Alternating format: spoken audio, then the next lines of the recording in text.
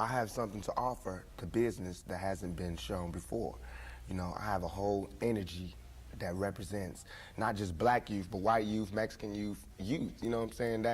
That change right before you go from being 18 and unresponsible to when you go to being like 21, 22, and the whole world's on your shoulders. I believe strongly that my audience empathize with me because I show that side. I show that emotion raw, uncut, good and bad. And so I think I can bring that more funnel, more directed into screenplays, more albums, producing, managing, you know what I'm saying? If I can figure out just how to control it, I can use it on a lot of different levels. I trip off, because it happens out of nothing. It just goes, you know, everybody just be screaming and acting, and I just trip. I get uncomfortable, and it's like similar to a deer being caught in the headlights. I just freeze, you know, and I don't know what to do.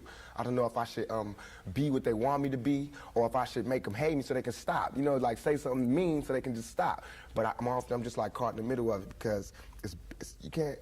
I mean, no one can do that. Police can't do that. They can't stand in front of all those people and control them with a gun and mace and all that. So me with just words, it's like a battle to find the right words to say at the right time. I'm curious, when you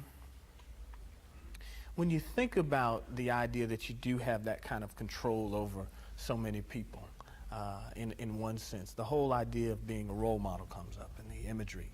And a lot of people who know you, and I talked to them beforehand, suggested that, hey, you know, when you meet him, he's going to be something entirely different than you imagined and what the media is portraying him.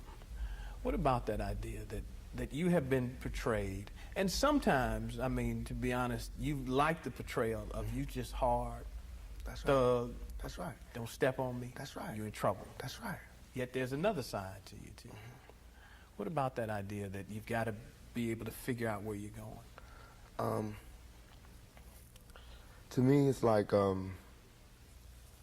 it is my sensitive side that likes to blow up the hard side, because if my image or my reputation can stop a confrontation before it happens, I'm fine. You know what I'm saying? I know how it is day to day. It's a constant man ego check going on in this street, in this world. So part of that is just like, you know, that's my resume. But as far as the media, they look at it as something different. They don't care about my resume. They don't care about me not getting in trouble. It's just another story, you know, and it's a real story. They don't have to pay for it, and they're going to milk it for all it's worth.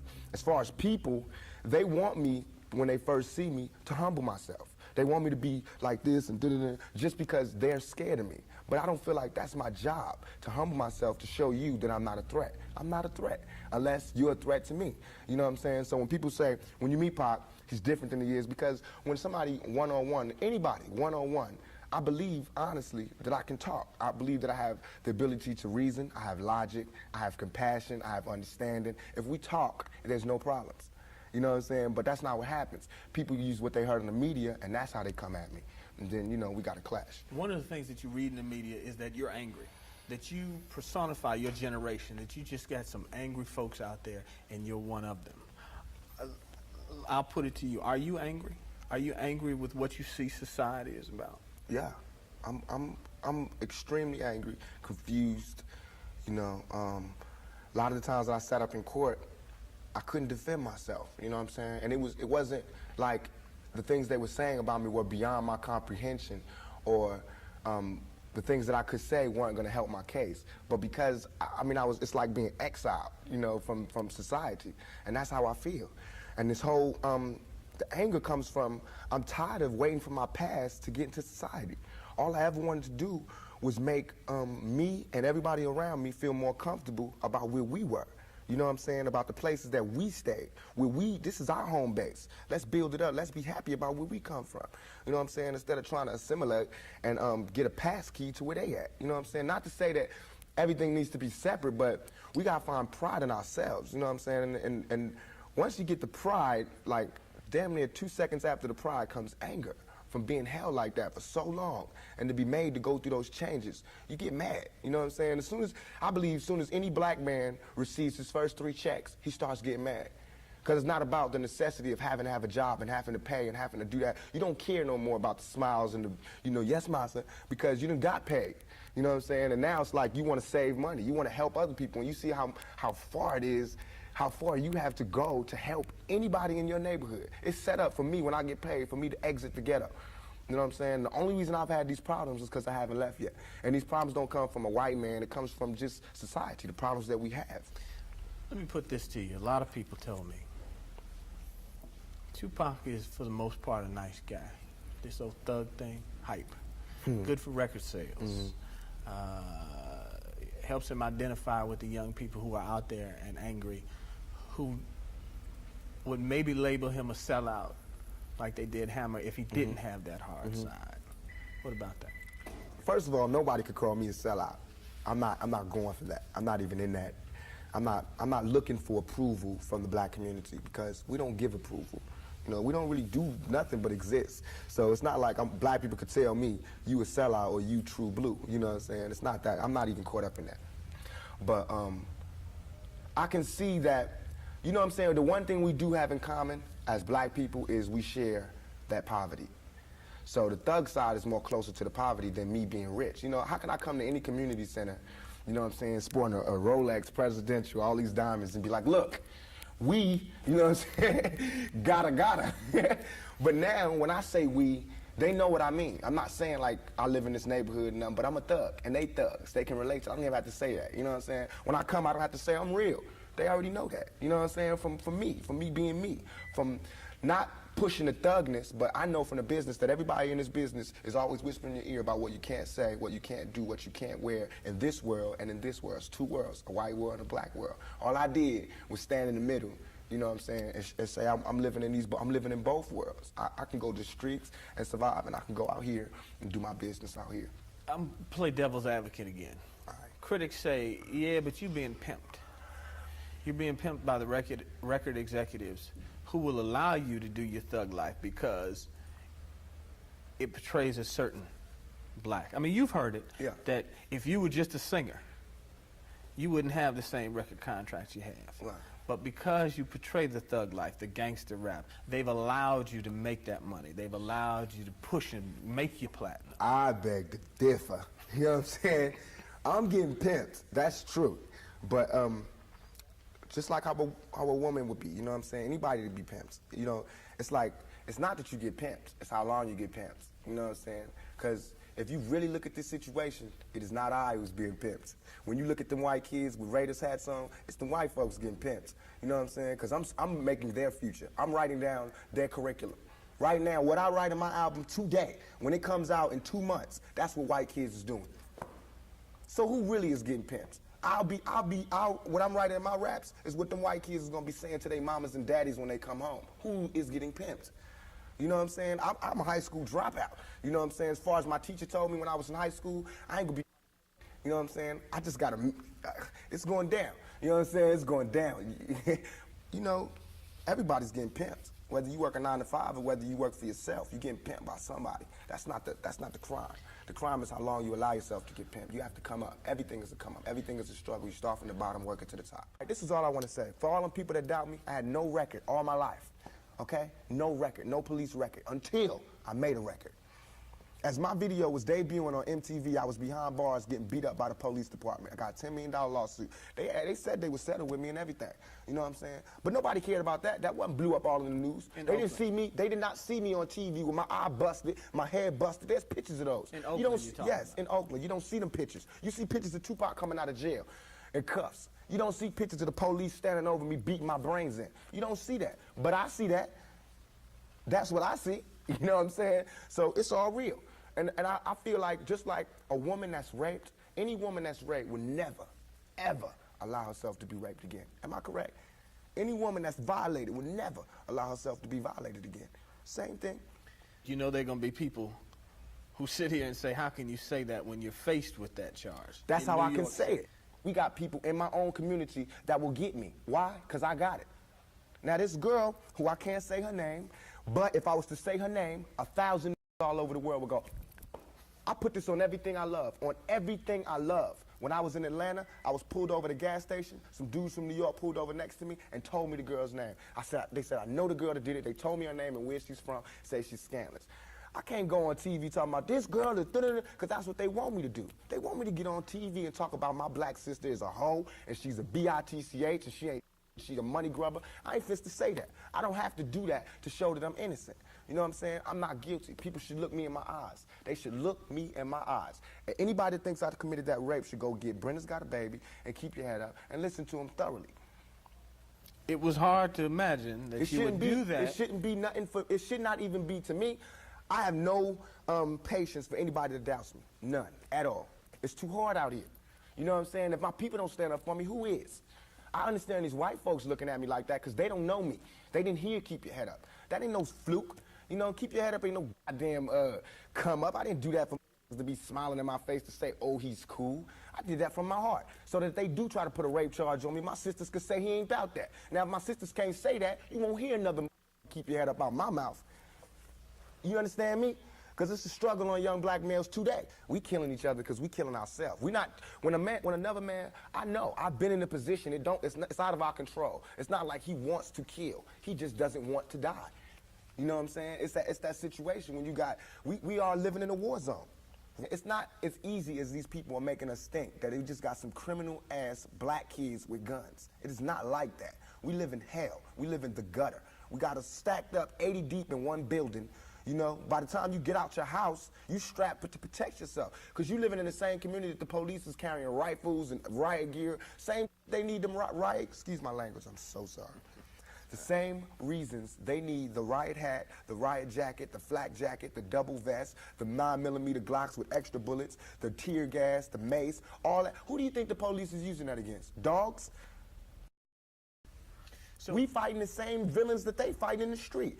But instead of them seeing us fighting villains in the street, we all villains. Is your generation the one that is picking up for where the Panthers left off, saying, all right, enough is enough? The generation before us forgot about the fight. We're picking it back up. Not only forgot about the fight, forgot about us. Yes, and we're picking it back up. But at this level, all we're trying to do is unite. And right now, as a year, we got 1 million people that's listening. Now we can tell them something. Now we can try to get them that way, and we might lose some. We might gain some, but we would never even have that audience had we not said what was real. You know what I'm saying? And the main thing for us to remember is that the same crime element that white people are scared of, black people are scared of. The same crime element that white people fear, we fear. So we defend ourselves from the same crime element that they scared of. You know what I'm saying? While they waiting for legislation to pass and everything, we next door to the killer. We next door to him, you know, because we up in the projects where it's 80 in the building. All them killers that they letting out, they right there in that building. But it's better, just because we black, we get along with the killers or something? We get along with the rapists because we black and we from the same hood? What is that? We need protection too. Finally, I want to ask you about something that someone else asked you in the interview, and I thought the answer was interesting because I think it speaks to you and your generation a lot. Someone said, where do you see Tupac 10 years from now? You said, hey, I just want to be alive. That's real for you. That's so real. I made a metamorphosis. I'm a new person today. Because I used to strongly and honestly, I feel like I could represent my generation so much because I honestly did not care whether I lived or died. But now, I cannot die with people thinking I'm a rapist or a criminal.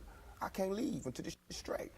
You know, I'm not suicidal. I can't go until y'all really know what time it is. And then after that, boom, it's all over. And we can see, you know, how this shit fall. But that's how it is. And the reason being is because if I can't live free, if I can't live with the same respect as the next man, I don't want to be here.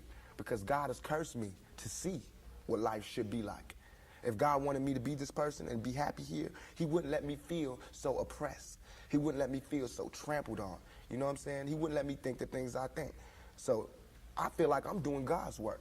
You know what I'm saying? Just because I don't have nothing to pass around for people to put money in the bucket don't mean I ain't doing God's work. I feel like I'm doing God's work.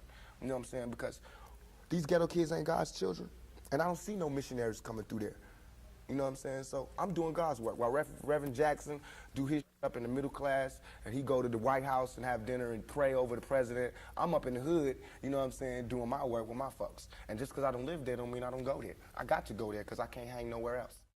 What would a Vietnam vet be like without a sergeant, without any backup, without any other soldiers, nobody but a Vietnam vet in Vietnam? When he came home, how would he be? And that's me. I had to go through all that street, war, everything, the same drugs that everybody else get turned out on. You know, where I would have been stopped shorted, I made it past. and here's where I am. But because I made it past, I missed some lessons, you know what I'm saying? And you can see the lessons that I missed when you talk to me. You can see where I haven't had a father when you talk to me. You know what I'm saying? You can see where I spent a lot of my time in the streets when you talk to me. Because the words that I say are not words that come from a mother's mouth or a father's mouth. It's words that comes from a pimp's mouth or a prostitute or a hustler or a drug dealer. You know what I'm saying? But to me, these were my role models. How much of that, though, in terms of growing up without a father, sometimes not being with your mother, do you lament on and look back and say, damn, I missed something big? Everything. I know for a fact that had I had a father, had I had someone, and I hate saying this because white people love hearing black people talk about this, but had I had a father, had I had some of these opportunities, I'd have been able to help my mother more. She wouldn't have went the road she went. I could have been a better son. You know what I'm saying? She wouldn't have went that road. It was the absence of my father. You know what I'm saying? I'm dealing with him being daddy not being there. My mother's dealing with him being my man not being there. You know, so many problems in our community that affect everything. So by me not having that, I ain't never want to hear nothing about no kind of relationships between a black man and a black woman. I knew they didn't work. Because as far as I knew, my daddy was the coolest dude out there. And my mama was a Panther. So if they didn't work, it don't work. That's how I felt. You know what I'm saying? And going out there, you know what I'm saying? It's like watching my mother just go through changes and everything. It's like my mother's my partner. She a soldier. You know, she a soldier like I'm a soldier. You know, and I watched the game that she went through. If I would have went the same way my mother went had not she did her route and showed me where it went wrong with her. My mother always told me, don't you ever, ever just volunteer yourself to our people, because they'll use you. That's what they do. You know what I'm saying? She also told me to follow my heart and for me to be the leader. But it's interesting to see just the change in your face, your reaction, your thought process. That's all I ever wanted to do. Ask my mama. I wanted to go to college. I went to school all the way and was ready to go to college. The only thing that stopped me was money. The time all the kids in my school was writing applications to go to college, I didn't have no lights and no electricity. And that ain't my mama's fault. You know what I'm saying? So when I think back to that, I'm not thugging for me. I'm thugging for my family. I pay all the bills. You know what I'm saying? I feed my whole family. Wrong or right, I do. And I can't stop. You know what I'm saying? And if thugging is gonna make me $1 million, because it just got me platinum, then that's what I got to do constantly. And if it makes me feel, because right now, I feel satisfied. I don't feel like I've ever embarrassed myself or my people, you know, in nothing that I've done.